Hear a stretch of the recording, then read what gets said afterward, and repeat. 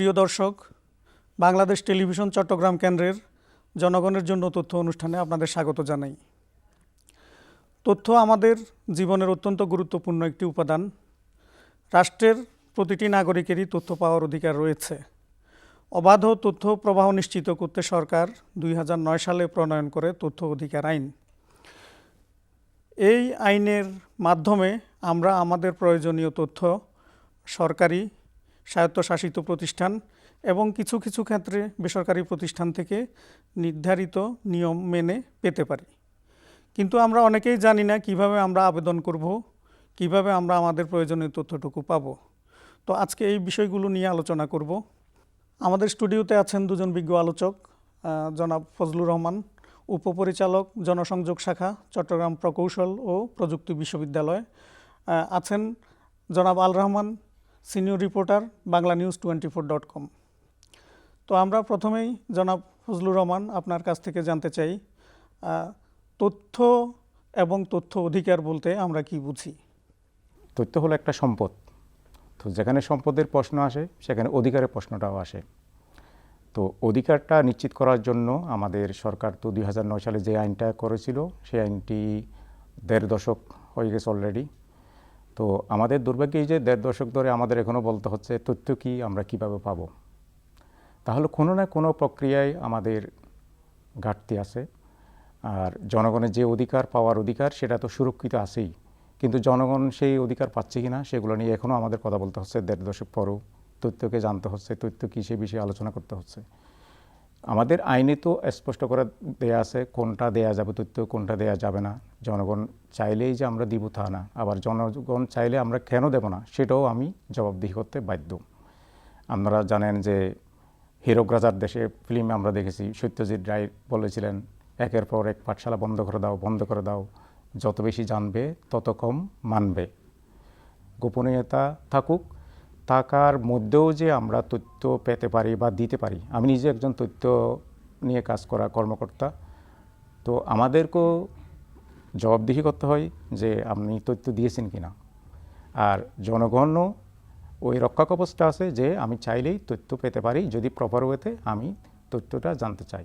তো তথ্য বিষয়টা হচ্ছে এরকমই, আমি যেটা বলছিলাম যে শুরুতে তথ্য সংবাদের মতো, তবে সংবাদে যেভাবে অডিয়েন্স থাকে, যে বিপুল অডিয়েন্স, তথ্য তো নাও থাকতে পারে, একজন চাইতে পারে তথ্যটা। আর আমি যদি আপনাকে বলি যে 24, 25, 26, তাহলে আপনার কাছে মিনিংফুল হবে তথ্যটা যে 24 সাল, 25 সাল, 26 সাল। আর একজন স্টুডেন্টকে যখন আমি বলবো 24, 25, 26, তখন সে মনে করবে এটা রোল নাম্বার। তো তথ্যের মধ্যে শুধু উপাত্ত দিলে হবে না, এটার একটা ব্রিফ লাগবে, একটা বিশ্লেষণ, ব্যাখ্যা অবশ্যই থাকতে হয়। আর পূর্ণাঙ্গ তথ্য যদি বিশ্লেষণ না থাকে, ব্যাখ্যা না থাকে, তাহলে পূর্ণাঙ্গ তথ্যটা মিনিংফুল হয় না। মিনিং হ্যাজ নো মিনিং বলে, অর্থের মূল অর্থ থাকে না, কিন্তু তথ্যের একটা অর্থ থাকতে হয়। আমি কাকে দিচ্ছি, তার কাছে এই উপাত্ত, এই ডাটাটা তার কাছে উপযোগী কিনা, ইউজফুল কিনা। ইউজফুল হলে সেটাকে তথ্য বলা হয়, আর না হয় সেটা কেবলই উপাত্ত থেকে যায়। আপনার কাছে আবার জনাব আল রহমান, সরকারি যে প্রতিষ্ঠানগুলো আছে সেগুলোতে স্বচ্ছতা এবং জবাবদিহিতা নিশ্চিত করা, দুর্নীতি প্রতিরোধ করা। তো এই আইনের প্রয়োজনীয়তাটা আপনি যদি আমাদেরকে আরও একটু করে বলতেন, বিশেষ করে দুর্নীতি প্রতিরোধে এটা কিভাবে ভূমিকা রাখতে পারে, কতটুকু ভূমিকা রাখতে পারে? আমরা দুর্নীতি যদি রোধ করতে চাই তাহলে আমাদেরকে সঠিক তথ্যটা প্রেজেন্টেশন করতে হবে, তুলে ধরতে হবে। আর যে তথ্যগুলা লুকানো হয় সেখানে দুর্নীতি থাকে। যখন আমরা যারা সাংবাদিকতা করি আমরা দেখি যে তথ্যের মধ্যে কোনো আর্থিক কোনো দুর্নীতি না থাকে, অনিয়ম না থাকে, সেই ঘটনার তথ্যগুলো কিন্তু আপনি সহজে পেয়ে যান, ওরা সহজে আপনাকে ব্রিফ করে দিয়ে দেয়। কিন্তু তখনই ঝামেলাটা হয় যখন একটা জটিল বিষয় নিয়ে একটা বড় ধরনের গাফলা যেখানে থাকে, সেই তথ্যটা সহজে দেওয়াটা আমরা দেখি না আর কি, আবার কঠিন হয়। এক্ষেত্রে তথ্য এবং দুর্নীতি একই মুদ্রার এপিঠ আর ওপিঠ। আপনি যদি সঠিক তথ্য দেন তাহলে দুর্নীতি কমে যাবে। এই এলাকায়, এই গ্রামে, মনে করেন এই উপজেলায় জনসংখ্যা কত, এটা একটা তথ্য।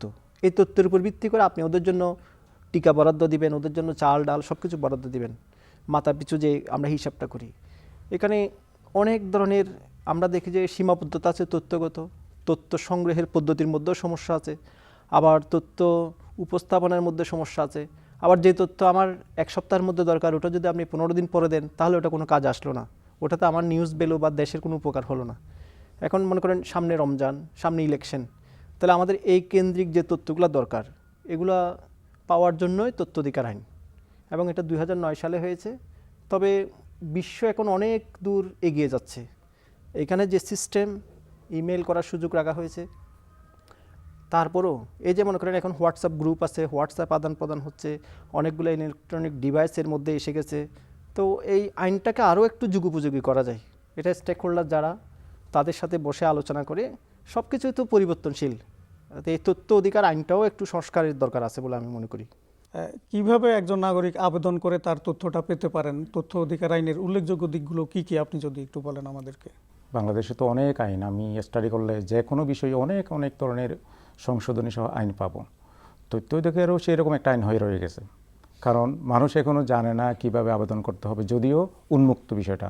যেমন ধরেন সরকারি একটা প্রতিষ্ঠানে ওদের ওয়েবসাইটে দেয়া থাকে যে এখানে এই কর্নারে আপনি ওই ফর্ম পাবেন, আপনি আবেদন করবেন, 10 দিনের মধ্যে 15 দিনের মধ্যে তথ্য আপনাকে দিবে, না দিলে আপনি আপিল করতে পারবেন, আপিলের পর শুনানি হবে, তারপর আপনি তথ্য পাবেন। আর জনাব আল রহমান যেটা বলেছেন যে আবেদনের ডিও টাইমে আমি না পেলে ওই তথ্য তো আমার দরকার নাই। যে নিউজম্যানরা, সাংবাদিকরা বেসিক্যালি বেশি ইউজ করেন তথ্য, এরপর ধরেন এনজিও কর্মী, তো তাদের যদি ডিও টাইমে আমি না পাই, হ্যাঁ, তথ্যগুলো তো আমার কোনো কাজে আসে না, বা আমি কোনো নিউজ রেডি করার জন্য কোনো আমি এটা ইউজফুল মনে করি না। এখানে যেটা হয় যে যে কেউ আবেদন করতে পারবে, রক্ষা কবচ এই যে উনি তথ্য দিতে বাধ্য হবেন আমার ডিউ সময়ের মধ্যে, অথবা তিনি বলে দিবেন যে আমি দিতে পারছি না, অপারগতা, এরপর উনি আপিল করতে পারবেন। এখানে সমস্যা রয়ে গেছে আইনের মধ্যে। ধরেন আমি শুনানি কোথায় হবে, আপিলের শুনানি কোথায় হয়? ডিস্ট্রিক্টে হয়, ঢাকায় হয়। তো আমি একটা সামান্য একটা তথ্যের জন্য আমি সেই আমার গ্রাম সাতকানিয়ার মাদ্রাসা গ্রাম থেকে আমি ঢাকায় গিয়ে শুনানি করব, ডিস্ট্রিক্টে গিয়ে শুনানি করব, এটা বিগ একটা কিন্তু অনেকেই অনীহা প্রকাশ করে বা করতে চায় না। আর যিনি তথ্য দিবেন তিনি কে? তিনি কি আলাদা ওই সেকশন চালাবেন, নাকি পাশাপাশি উনি এই কাজটা করবেন? পাশাপাশি করলে ধরেন তিনি আরেক সেকশনে বদলি হলে কি হবে? আর কে ডিউটি করবেন? তথ্য অধিকার কর্মকর্তা বদলি হন মাঝে মধ্যে, মানে সময় সময়ে, তখন কি করবেন? আর ধরেন শুনানিগুলোকে আরও ইজি করা যায় যদি ভিডিও কনফারেন্সিংয়ের মাধ্যমে, অনেক কিছু হয় এখন। আমি যদি ভিডিও কনফারেন্সিংয়ের মাধ্যমে একটা উইংকে ইউজ করি যে এই তথ্য কেন দিব না, উভয় পক্ষের শুনানি নিব 5 মিনিট 10 মিনিট, তারপর তথ্যটা দিব অথবা দিব না। আপনি সাংবাদিক হিসেবে আপনি সরকারি যে দপ্তরগুলো, সেগুলোর অবস্থাটা কি একটু আমাদেরকে বলতে পারবেন? সেখানের চিত্রটা আসলে কি? এখানে আমার বাংলাদেশ রেলওয়ে পূর্বাঞ্চলের হেডকোয়ার্টার সিআরবি, আমি ওখানে একবার দেখেছিলাম, মানে ধরেন 3-4 বছর আগে। একজন একটা তথ্য চেয়েছে, ওই তথ্যের এগেনস্টে, আপিলের এগেনস্টে, মানে এটা এত বড় একটা ফাইল হয়ে গেছে, শুধু চিঠি চালাচালি করছে। ওই লোক তথ্য পেয়েছে কিনা আমি জানি না, মানে 6 মাস 1 বছর ধরে শুধু চিঠি চালাচালি চলতেছিল। আর এখানে যে তথ্য প্রদানকারী কর্মকর্তা, ওনার গাফিলতির জন্য জরিমানার বিষয় আছে 5,000 টাকার মতো, বা প্রতি কর্মদিবস হিসেবে এরকম একটা। এখানে যেটা বিষয় হচ্ছে যে আসলে আমাদের তো মানে অত বেশি কর্মকর্তা না যে একটা পুরো প্রতিষ্ঠান সম্পর্কে জানবে। একটা মনে করেন যদি আমি বন্দর ধরি, বন্দর অনেকগুলা সেকশন আছে, অনেকগুলো কাজ আছে, অনেকগুলো শাখা আছে। এখন একজন তথ্য প্রদানকারী কর্মকর্তার কাছে আমি কোনো একটা তথ্য চাইলে উনি আরেকটা ডিপার্টমেন্টে ওটা টেলিফোন করে বা চিঠি দিয়ে বা ইয়ে করে এটা আদায় করা বা আবার আনা, আবার সময় সাপেক্ষ ব্যাপার। আর একজন তো শুধু তথ্য দেওয়ার জন্য বসে নেই, মানে শুধু তথ্য দেবে এরকম কোনো কিছু না। এটা আসার কথা হচ্ছে যে আমাদের সব কিছু অটোমেশন হচ্ছে। মানে আপনি চাইলে বাংলাদেশে এই পর্যন্ত, আজকে পর্যন্ত কত গম আমদানি হয়েছে আপনি একটা ক্লিকে এটা বের করতে পারবেন, এনবিআরের সেকুডা ওয়ার্ল্ড থেকে। এরকম অনেকগুলা মানে এটা কি বলে, তথ্য প্রযুক্তির ব্যবহারের কারণে, সফটওয়্যার ব্যবহারের কারণে অনেক কাজ সহজ হচ্ছে। কিন্তু তারপরও মানে একজন এটার জন্য ট্রেনিং দরকার, দক্ষতা দরকার, জনসচেতনতা দরকার, অ্যাওয়ারনেস দরকার। ফজলুর রহমান, তথ্য অধিকার আইনের বাস্তবায়নের চ্যালেঞ্জগুলো কি কি? আমাদের একটা মেন্টালিটি আছে যে বাঙালিকে হাইকোর্ট দেখানো হচ্ছে কিনা। তো আইন শব্দটা উচ্চারণ করলে বাঙালি আমরা একটু ভয় পাই আর কি। আইনের মারপেচ আছে যে আমি আবেদন করব, কার শত্রু হব কিনা, আবেদন করলে তথ্য পাবো কিনা। আর এই সময় ইনি বললেন যে ভূমি অফিসের বিষয়টা, হ্যাঁ, ভূমি অফিসের বিষয়টা ওখান থেকে দলিল আমাকে নিতে হবে, একটা ফটোকপি নিতে হবে। তো নেয়ার জন্য ও আইনে হয়তো আপনারা দেখছেন যে এভাবে আছে 2 টাকা ফটোকপি করতে গেলে 2 টাকা, এটা জমা দিতে হবে কোথায়? ব্যাংকে। তো আমি ব্যাংকে টাকা দিয়ে আসবো, ওইটা রসিদটা ওদেরকে দিব, আবার তথ্যের জন্য অপেক্ষা করব, এইটা মানুষ ইজি মনে করে না। তার চেয়ে ওই যে এটা ইজি যখন মনে করতেছে না, মানুষ অবৈধ উপায়ে চলে যাচ্ছে, কীভাবে দ্রুত অন্যভাবে নেওয়া যায়, এখানে হ্যারাসমেন্ট আছে, এখানে সময় আছে, সময় ক্ষেপণ আছে, তথ্য আমি পূর্ণাঙ্গ নাও পেতে পারি, তাহলে সে ভিন্ন উপায়ে চলে গিয়ে ওই তথ্যটা গ্রহণ করছে। সাংবাদিকরা, যিনি বললেন জনাব আল রহমান, যে সাংবাদিকরা যেভাবে করে, যে এখন তো চতুর্থ শিল্প বিপ্লবের সময়, তথ্য উন্মুক্ত, আমরা নিজেরাই স্বপ্রণোদিত হয়ে আমাদের প্রাতিষ্ঠানিক তথ্যগুলো আমরা ওয়েবসাইটে দিচ্ছি, ফেসবুকে দিচ্ছি, হোয়াটসঅ্যাপে শেয়ার দিচ্ছি। তো এখন আগের মতো লুকুচাপা করেও লাভ নাই, বা লুকুচাপা করে কেউ রক্ষা করতে পারতেছে না প্রতিষ্ঠানকে, বরং স্বপ্রণোদিত হয়ে তথ্যগুলো দিয়ে দিচ্ছে প্রতিষ্ঠানের স্বার্থে, দেশের সাথে, সংবাদ মাধ্যমের স্বার্থে। তথ্য অধিকার আইন বাস্তবায়নের যতটুকু হয়েছে একেবারে হয়নি তা নয়, আরও যেন এটা ভালোভাবে হয়, সেই জন্য আসলে কি করা উচিত? আপনাকে আপনার প্রতিষ্ঠানকে, আপনার দেশকে, আপনার সমাজকে সুন্দরভাবে চালাতে হলে সব তথ্য অবাধ করে দিতে হবে। মানে আমি রাষ্ট্রের গোপনীয়তা রক্ষা করতে হবে, আমার সেনাবাহিনীর তথ্য তো আমি দিতে পারবো না, বা স্পর্শকাতর যে বিষয়গুলো আছে ওগুলোকে আমাকে আইন যেগুলোকে বিধিনিষেধ দিয়েছে ওগুলা মেনে বাকি তথ্যগুলো উন্মুক্ত রাখতে হবে যার যার ওয়েবসাইটে। যেমন ধরেন আমাদের এই অনেকগুলো সরকারি ওয়েবসাইট আছে যেখানে বলা হয়েছে কি ইউনিয়ন পরিষদের মেম্বার, চেয়ারম্যান, উপজেলা চেয়ারম্যান সবার নাম্বার থাকবে, এমনকি সরকারি কর্মকর্তাদের নাম্বার থাকবে। কিন্তু আপনি দেখেন অনেক জায়গায় এইগুলা ঘাটতি রয়েছে। সরকারি ওয়েবসাইটগুলোতে এই সবার নাম আছে, মোবাইল নাম্বার নাই, যে লোকের নাম আছে ওই লোক ওখানে কর্মস্থল পরিবর্তন হয়ে গেছে, এরকম অনেক গ্যাপ আছে। আসলে আমাদের সম্মিলিত একটা প্রয়াস চালাতে হবে যাতে আমরা তথ্য অধিকার আইনটা বাস্তবায়ন করতে পারি, দেশকে এগিয়ে নিতে পারি। এই আইনটা কি যুগ উপযোগী করার প্রয়োজন আছে বলে অবশ্যই। এই আইনের স্টেক হোল্ডার কারা? আমাদের প্রথমত হচ্ছে আমাদের জনগোষ্ঠী সংক্রান্ত বিষয় নিয়ে যারা কাজ করে, যেমন ধরেন এনজিও, আমাদের বরাদ্দ নিয়ে যারা কাজ করে, একটা এলাকার জনসংখ্যা কত, একটা আমাদের উৎপাদন কত, আমাদের ডিমান্ড কত, সাপ্লাই কত, আমাদের কি পরিমাণ ইম্পোর্ট করতে হবে, সবগুলা হচ্ছে তথ্য। এই তথ্যগুলা যদি সঠিক না হয় তাহলে আমার এই যে মনে করেন পেঁয়াজ আমদানি, আমরা এক একজন এক এক রকম তথ্য দিবে, আমাদের চাহিদা এত টন, এই যে ছোলা আসবে রমজানে, আমাদের চাহিদা কত, এটা এক এক জায়গায় এক এক রকম থাকবে, ডিমের চাহিদা কত, উৎপাদন কত, এই যে ঘাটতি, এগুলা করার জন্য সম্মিলিতভাবে সর্বজন গ্রহণযোগ্য একটা ওয়েবসাইট ভিত্তিক আমাদেরকে এগিয়ে যেতে হবে। জি, প্রযুক্তির কথা বললেন ফজলুর রহমান, আপনি কি মনে করেন আমরা তথ্য আইনের ক্ষেত্রে প্রযুক্তির ব্যবহারটা কিভাবে বাড়াতে পারি? প্রযুক্তির বিষয়টা ওখানে অবহেলিত বলে আমি মনে করি ব্যক্তিগতভাবে, কারণ এখন তো আগের সেই ফাইল চালাচালি দিয়ে হচ্ছে না, এখন অটোমেশন যিনি বলতে চাচ্ছে না, হ্যাঁ অটোমেশন হচ্ছে, হ্যাঁ ই-নথি হচ্ছে, ই-নথির পর ডি-নথি হচ্ছে, ডিজিটাল নথি। এখন আমি এখানে বসে আমি দেখছি আমাদের উপদেষ্টা মহোদয়গণ, মন্ত্রী মহোদয়গণ এখানে বসে ডাকার ফাইল সিগনেচার করতেছেন। তো এখানেও একই রকম কাজ করা যায়, মানে ইজি ওয়েতে কীভাবে কাজ করা যায় এক্সপার্টদের নিয়ে বসতে হবে। তথ্য প্রযুক্তির সাথে সংশ্লিষ্ট না হলে আইনটা মনে হয় না অতটা ইফেক্টিভ হবে। আমি মনে করি যে যারা এই দিকে এক্সপার্ট, যারা কাজ স্টেক হোল্ডার, তাদের সাথে বসে এটা আর একটু ইজি করা যায়, সংশোধনী সহ কাজ করা যায়। জি, আল রহমান, সাংবাদিকতা পেশার মূল বিষয় হচ্ছে যে সংবাদের বস্তুনিষ্ঠতা। এইটার জন্য আপনাকে সত্য এবং বস্তুনিষ্ঠ তথ্যটা আপনাকে পেতে হবে। সেই ক্ষেত্রে সাংবাদিকতা কিভাবে, এই আইন সাংবাদিকতার ক্ষেত্রে কিভাবে সহায়ক হতে পারে?